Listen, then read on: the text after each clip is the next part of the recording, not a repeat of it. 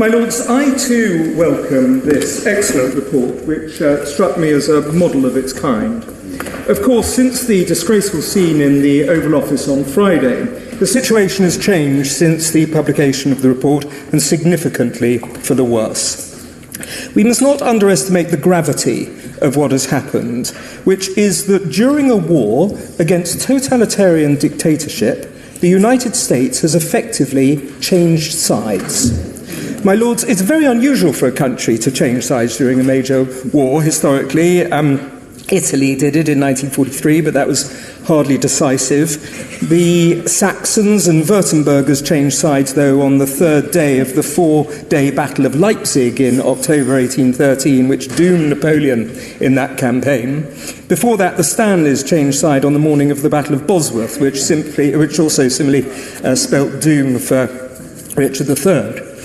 We might be shocked by the Trump administration's volte-face, but we should not be surprised by it. He never hid his antipathy to Ukraine and her existential struggle. And frankly, he's right about the pathetic and woeful levels of GDP that we and the Europeans presently spend on defence. But the sheer brutality of his dealings over the last week, and especially the United Nations vote, alongside Russia, Syria, the Central African Republic, North Korea and Belarus, countries which I'm sure your lordships would like to live in, a vote even in which the Chinese had the decency to abstain, thrusts us into utterly uncharted territory. What needs to be done now seems clear. The rest of NATO must get its spending up to the 3.4% of GDP that the Americans spend. The $300 billion of frozen Russian assets sitting in Euroclear in Brussels need to be given to Ukraine. EU cohesion funds need to be repurposed for defence, and defence spending needs to be exempted from the EU's fiscal deficit rules. Meanwhile, missile defence systems must be rushed to Kyiv and Kharkiv. The brave President Zelensky needs to do his country yet another great service by biting his lip, stop speaking truth to America's overwhelming power, and sign the minerals deal that will financially incentivise the United States to be invested in durable peace. Winston Churchill called President Roosevelt's Lend-Lease agreement the most unsordid act, when the Americans allowed us 65 years to pay off the debt. By total contrast, the Trump administration is gouging Ukraine while the war is still going on, the very definition of kicking a man when he's down.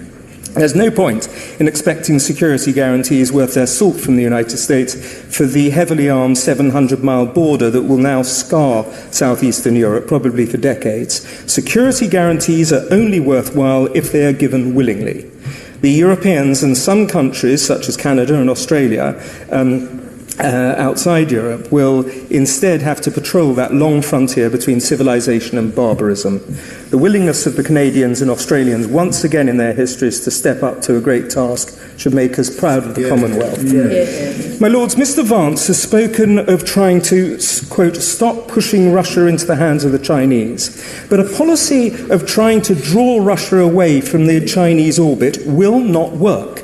Democracy's attempts to draw dictatorships away from other dictatorships have consistently failed ever since the Stresa Front of 1935. It may take time to fail, but fail it will. And meanwhile, the tragic byproducts of the administration's Ukraine policy are already evident, not least in a 15% drop in pro-Americanism in this country almost overnight. I fear that if the United States were to suffer another 9/11, God forbid, we would not see the wholehearted and full-throated support for her that we saw in 2001. A wholly transactional foreign policy has unseen costs that don't show up on balance sheets and profit and loss accounts. When Winston Churchill spoke in the Munich debate, he used words that Europe should heed today as we fundamentally rebalance our world in the light of this startling American defection to the side of a dictator who has only ever, throughout his career, wished America ill. Churchill said that we needed, quote, a supreme recovery of moral health and martial vigour so that we could rise again and take our stand for freedom as in the olden time. My Lords, we must adopt that stance, adopt it now, and take this first-class report as our template. Yeah.